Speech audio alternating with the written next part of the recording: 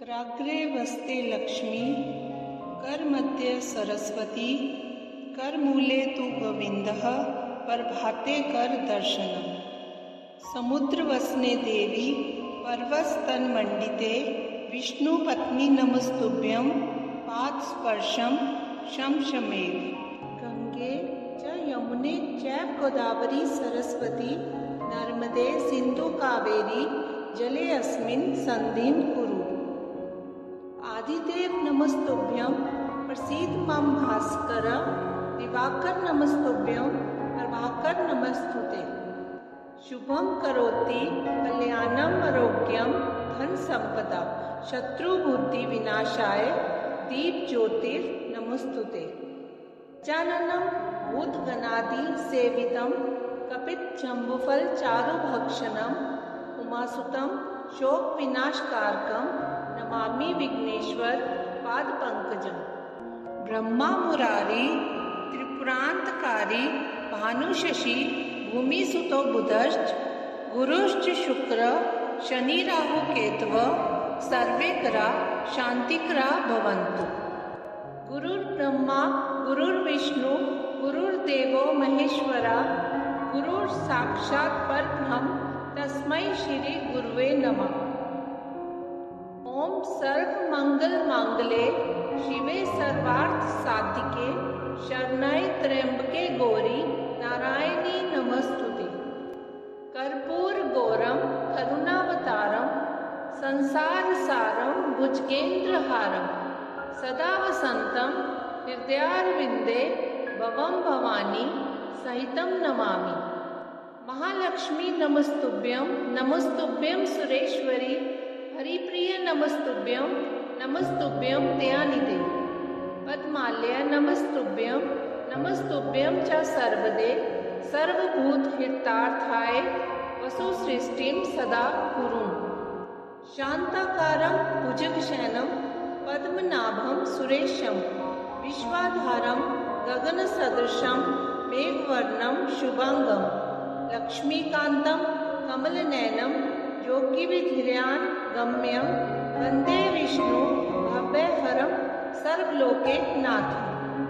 ओम श्री कृष्णाय वासुदेवाय हराय परमात्मने, प्रणतः क्लेशनाशाय गोविन्दाय नमो नमः। लोकाभिरामं रणरङ्गधीरं, राजीवनेत्रं रघुवंशनाथं, कारुण्यरूपं करुणाकरन्तं श्रीरामचन्द्रं शरणं प्रपद्ये।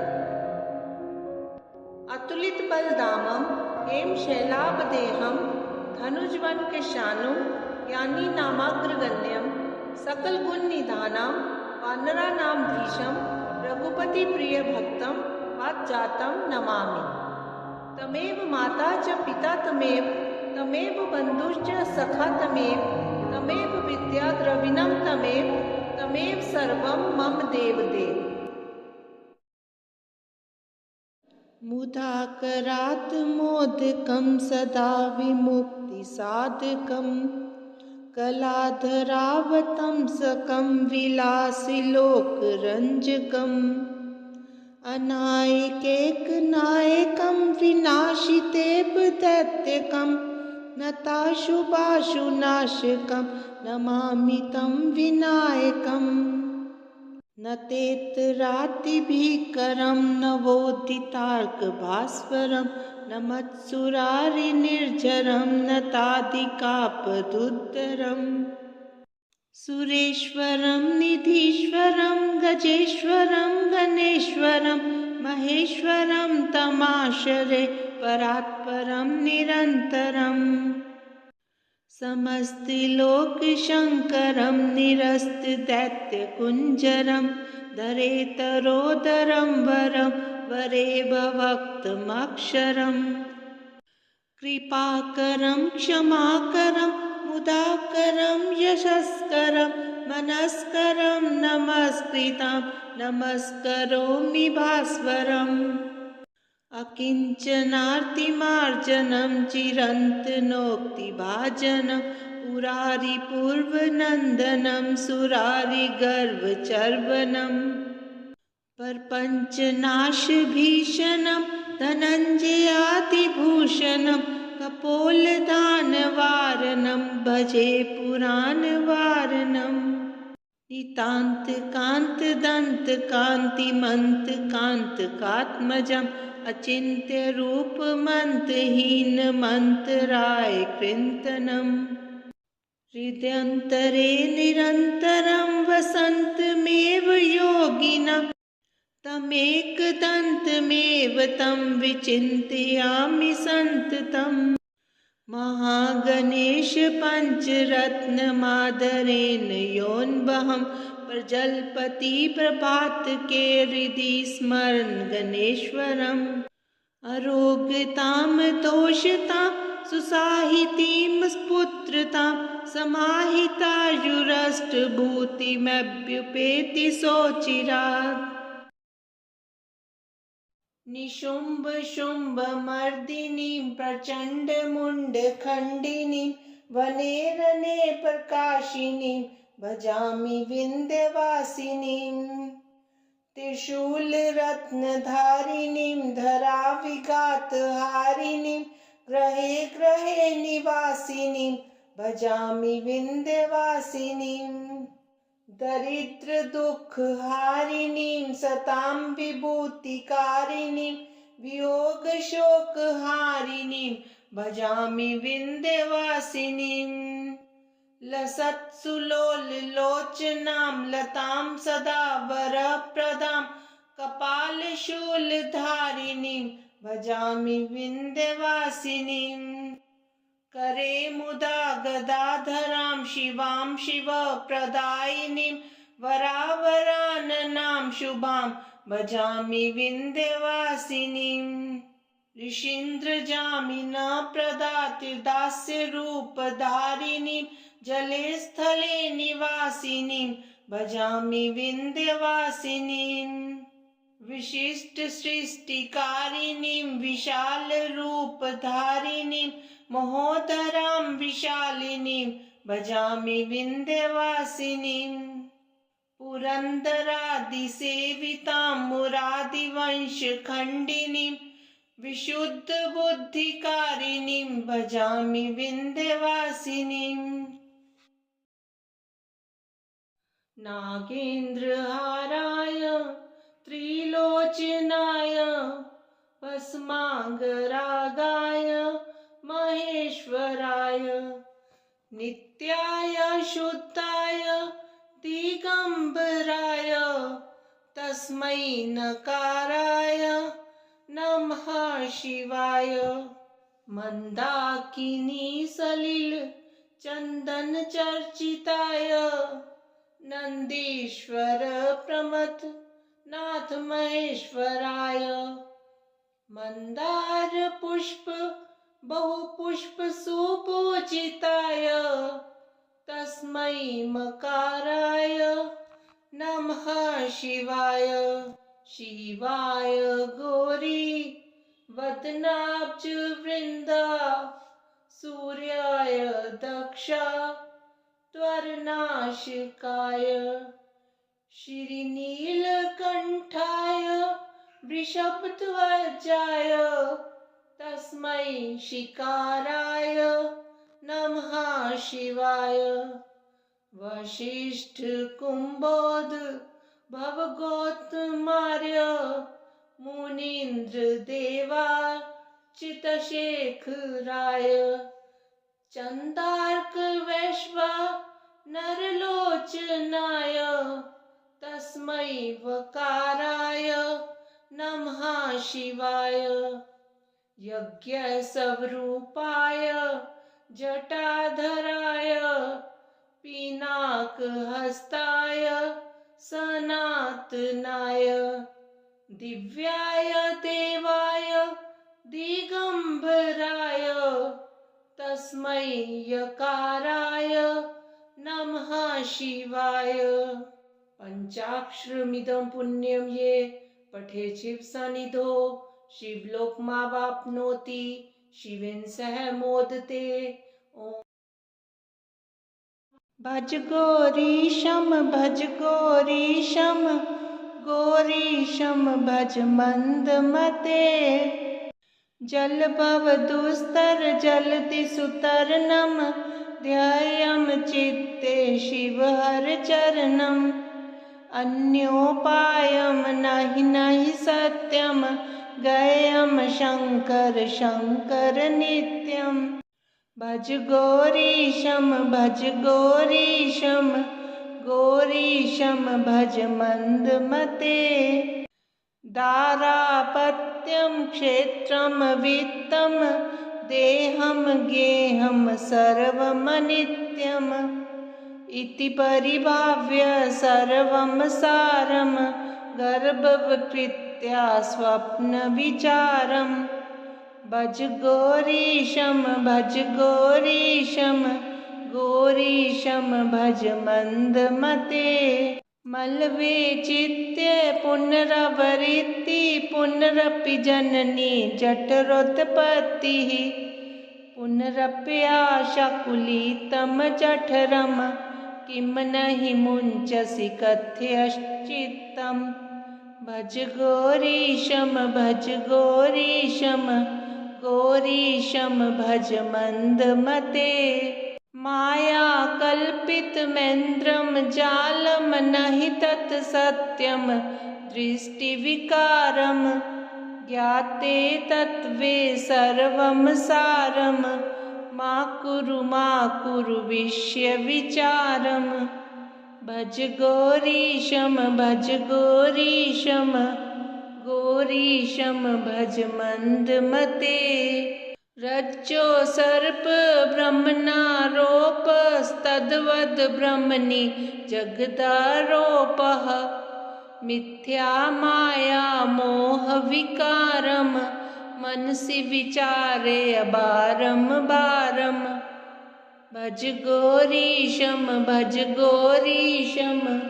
गौरीशं भज मन्दमते अध्वरकोटि गंगा गमनं कुरुते योगं चन्द्रियदमनं ज्ञानविहीने सर्वं तेन भवति मुक्तो जन्मशतेन भज गौरीशं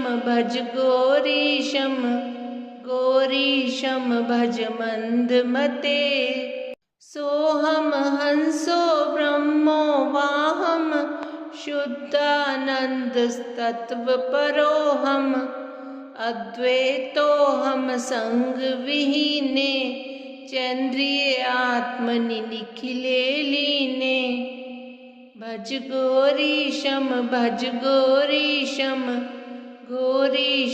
भज मन्दमते शङ्कर किङ्कर मा कुरु चिन्तामणिना विरचितमेतत् यः सद्भक्त्या पठति नित्यं ब्रह्मनिलीनो भवति सत्यं भज गौरीशं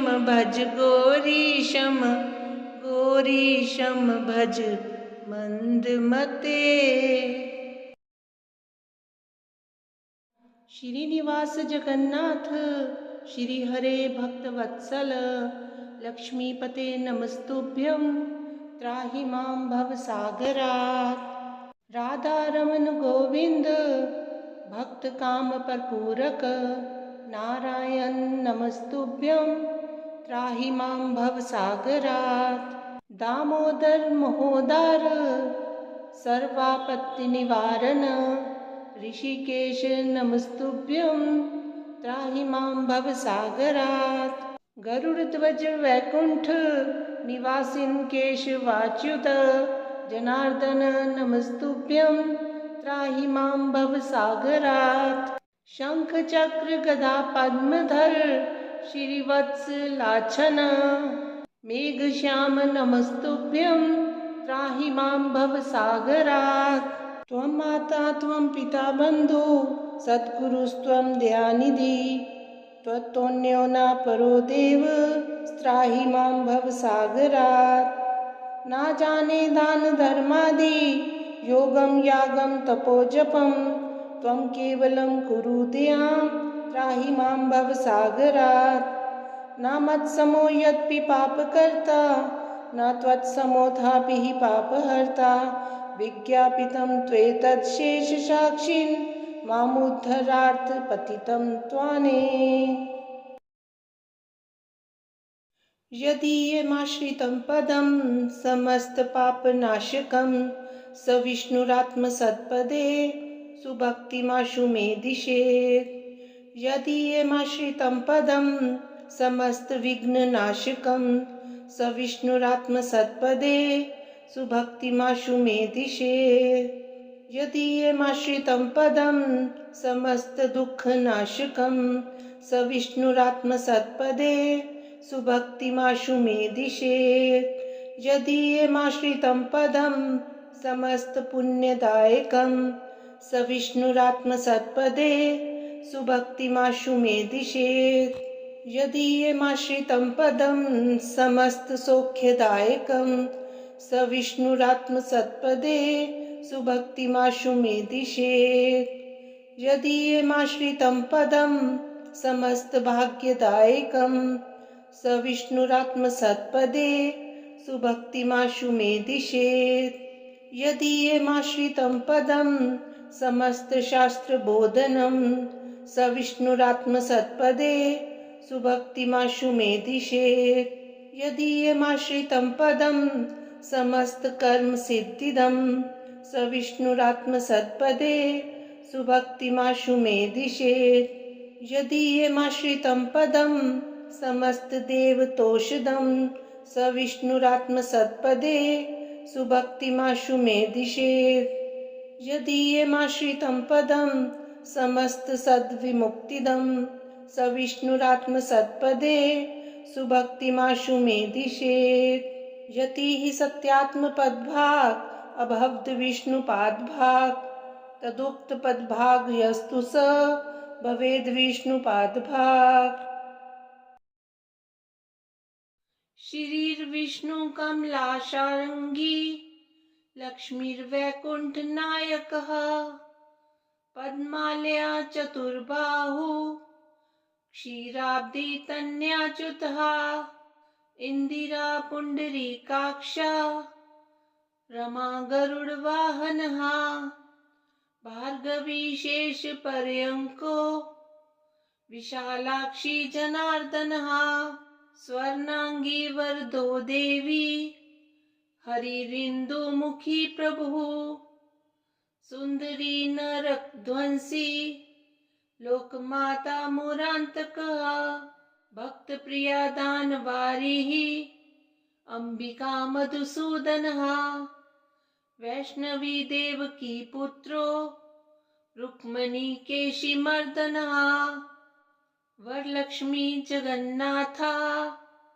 कीरवाणी हलायुधः नित्य सत्यव्रतो गौरी शौरिः कान्ता सुरेश्वरः नारायणी ऋषिकेशः पद्महस्ता त्रिविक्रमः माधवी पद्मनाभश्च स्वर्णवर्णा निरीश्वरः सती पीताम्बरः शान्ता वनमाली क्षमानघः जयप्रदा बलिध्वंसी वसुधा पुरुषोत्तमः राज्यप्रदाखिलाधारो माया कंस विदारणः महेश्वरी महादेवो परमा पुण्य विग्रह रमा मुकुंदः सौमुखी मुचकुंद वरप्रदः वेद वेद्याब्दी जामाता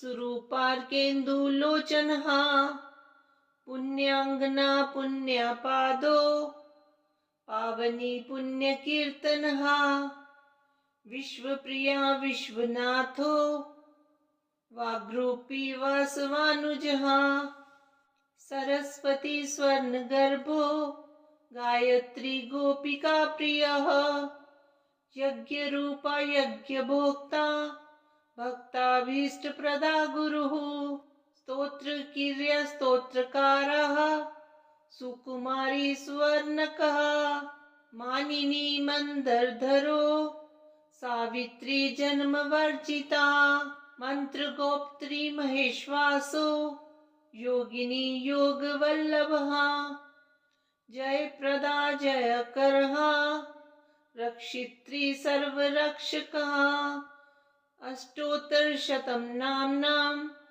लक्ष्म्या नारायणस्य च ये पठेत् प्रातरुत्थाय सर्वदा विजयी भवेत्।